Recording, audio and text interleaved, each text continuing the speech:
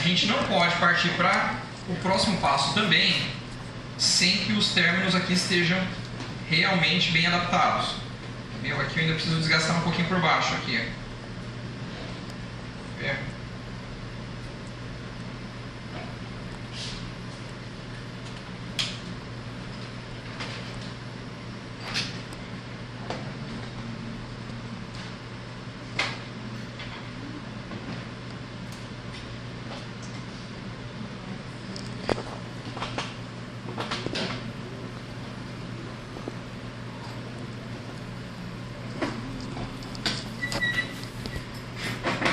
Cuidado para não entrar o pó da cera dentro dos copings quando você estiver fazendo esse acabamento por baixo do ponte, porque senão você altera também a adaptação. Se vocês derem uma olhada aqui, tá bem adaptado aqui, ó. Não pode ficar espaço entre o acabamento da sua cera e o término do gesso. Eu vou riscar aqui. Como eu já falei, não é bom riscar com esse grafite, mas é o único que a gente consegue ver um pouquinho melhor na câmera aqui.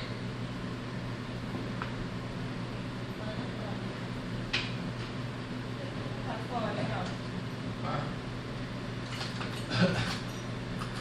Vou riscar aqui o bordo, né? E aqui, ó. Aqui.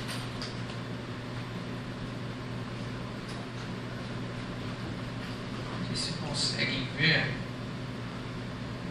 a parte riscada com grafite. Eu venho e confiro a adaptação aqui.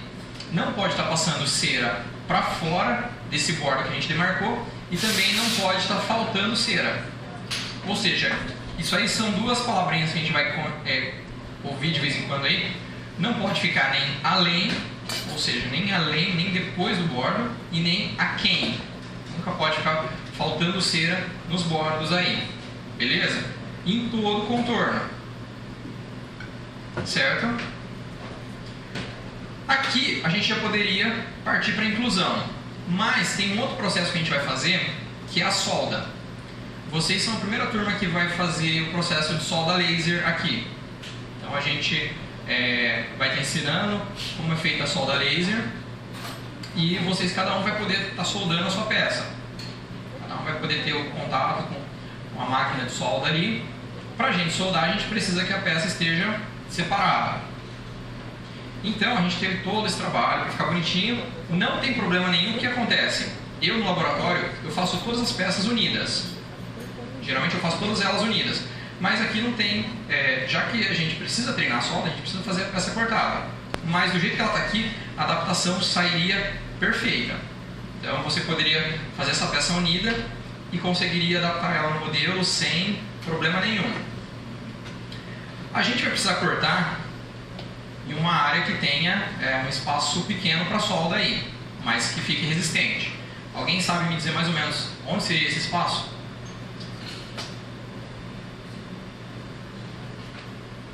Alguém? Oi? Nas ameias. Nas ameias, ou seja, entre um dente e outro aí. Antigamente era muito comum fazer um corte no meio do pôntico. Só que o que acontece? Era uma área muito maior e por ser uma área muito grande de solda, e antigamente não existia solda laser, era apenas a solda com maçarico, dava bolhas no meio dessa solda. Então, conforme tinha lá o derretimento das paretinhas de solda, no meio ficava uma bolha. Essa bolha, ela ficava com ar e também o fluxo de solda. Isso aí depois trazia muitos e muitos problemas para a cerâmica. Então começaram a estudar o que estava acontecendo, por que estava dando esses problemas. E decidiram que o melhor lugar para fazer uma solda é nas ameias, nesse ponto de contato aí entre um dente e outro.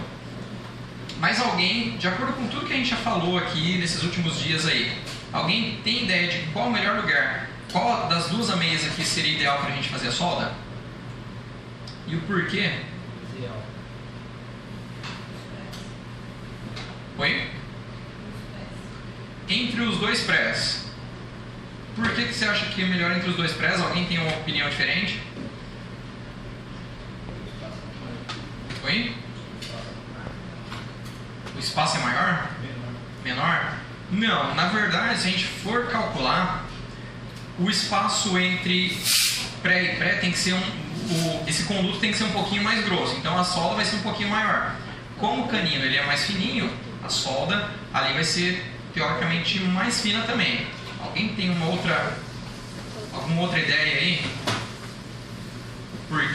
O porquê ou aonde, se você acha que tem que ser entre canino e pré?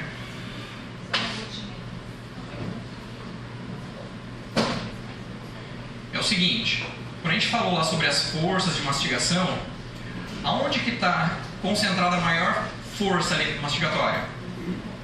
Nos dentes posteriores, né? Então o que acontece?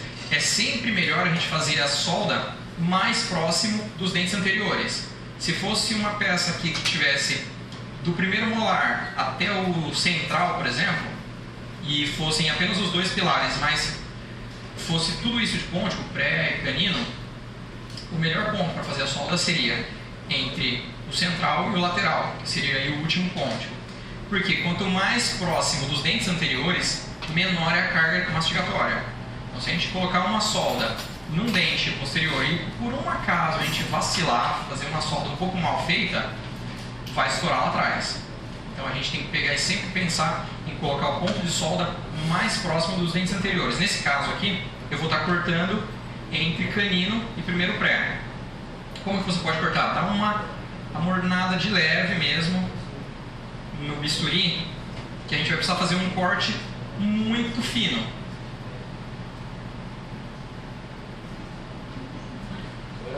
Oi? Por que tem que cortar? Não entendi. Por que tem que cortar? Esse corte a gente vai fazer para fazer a solda. Não, mas em que casos você usa isso? Então, em que casos que a gente utiliza? Geralmente, quando... Oi? Isso. Geralmente, quando a gente faz uma fixa dessa, de 3 elementos, ou então uma fixa de 4, 5 elementos, dependendo do paralelismo que a gente tenha nos preparos, olha aqui, ó. Se a gente tiver os preparos bem paralelos, a gente consegue fazer uma peça inteira e ela vai encaixar aqui numa boa. Só que o que acontece? Tem dentistas, isso aí muda muito de um dentista para outro. Tem dentista que ele gosta dele mesmo fazer a solda na boca. Então o que acontece? A gente vai cortar... Oi? Isso, né? A chamada de solda, né? Ele vai unir essa peça na boca do paciente, né? É o que a gente falou, a união. E que lá é muito mais preciso do que no modelo, né? É o modelo mestre, vamos dizer assim, a boca do paciente. Então ele coloca as duas peças seccionadas na boca do paciente e vai colar ali, vou falar esse termo colar, né? Vai unir com Duralay ou Dentrilay, que é essa resina vermelha que vocês usaram aí, que é uma resina que ela tem uma distorção muito menor que outras resinas, né? Então ele vai usar essa resina para fazer a união. Mas o Michael perguntou por que é necessário fazer a solda. Não é uma coisa que assim é extremamente necessário. Dependendo do tamanho da peça, se você for fazer uma reabilitação que venha de molar até molar, isso não vai caber dentro de um anel. E a chance de distorção, por ser uma peça muito grande, ela pode distorcer com uma facilidade maior. Então assim, quanto maior for a peça, quanto maior a quantidade de dentes, maior é o risco de uma distorção. E ela não vai adaptar na boca do paciente, muito menos no modelo. Então o que a gente faz? Um caso de 3, 4 elementos, uma quantidade que até cabe dentro do anel, e você fala assim, não, eu vou dar conta disso aqui. Você quer fundir uma peça inteira? Você pode fazer. Para isso, você tem que seguir e ter vários outros fatores sobre controle. Primeiro, revestimento. Segundo, o forno. Você tem que ter esses dois fatores aí totalmente sob controle. Hoje eu vou falar um pouquinho aqui sobre revestimento, a gente vai incluir, a gente não vai somente fazer o processo de inclusão, mas assim, a gente tem que entender o que está fazendo ali.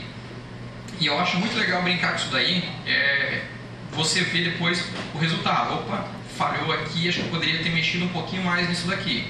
Opa, foi demais, é algo que tem dentista que quer e tem dentista que não quer, né? Aqui a gente vai fazer para a gente aprender como é que funciona uma peça soldada. Vocês vão aprender a fazer a solda. Você já faz lá no serviço do Alex, eles trabalham com solda laser, né? Vai poder treinar um pouquinho lá também, se alguém quiser fazer estágios lá, falar com o Alex. Está à disposição.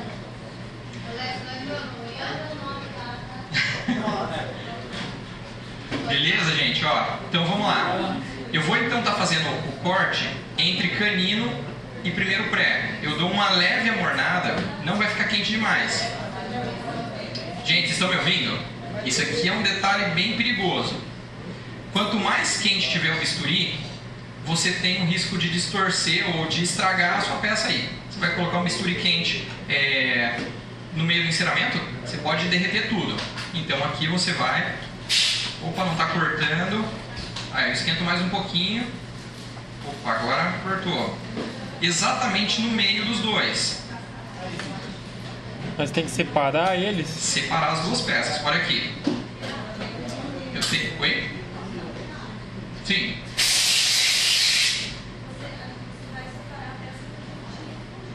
Sim.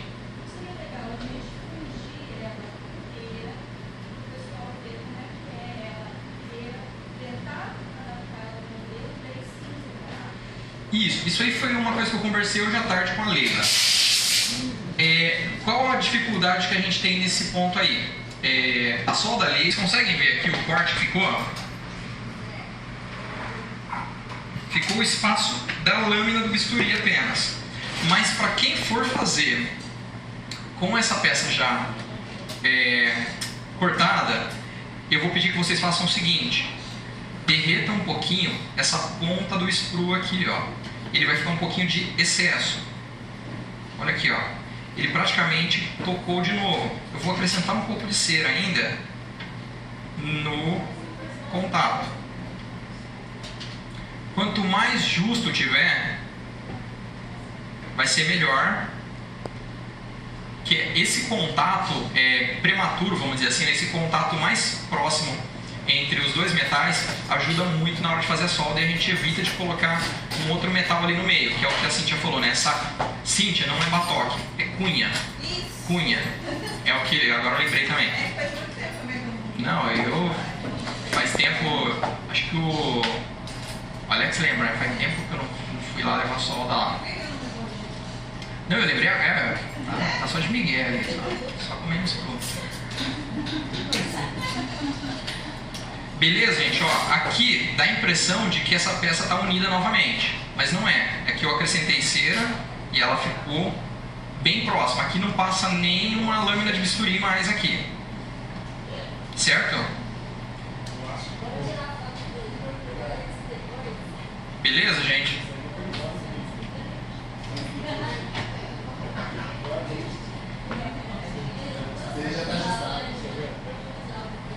Pessoal, tá dando para enxergar legal aí? Eu vou colocar agora a cera aqui novamente, eu vou fundir novamente aqui, porque eu vou trabalhar com essa daqui, eu vou fazer a fundição dela unida.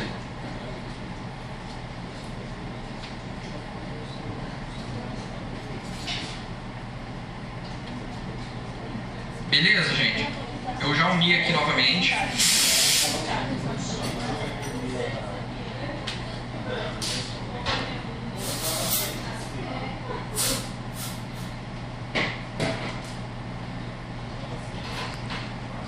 Gente, é o seguinte, esse sprue que vocês compraram aí é o sprue de 4 milímetros. Ele tem aí de 1 milímetro, acho que tem de 1,5, 2, ele vai pulando acho que de meio e meio. E vocês compraram de 4 milímetros. A ideia é que sempre o pessoal trabalhou aqui de que forma? Fazendo a fundição, usando o sprue como conector. Eu vou explicar para vocês, senão vai ficar meio grego. Vou estar falando em grego aqui. Só que ele eu acho essa técnica um pouco arriscada. Eu vou tentar desenhar para vocês aqui o seguinte.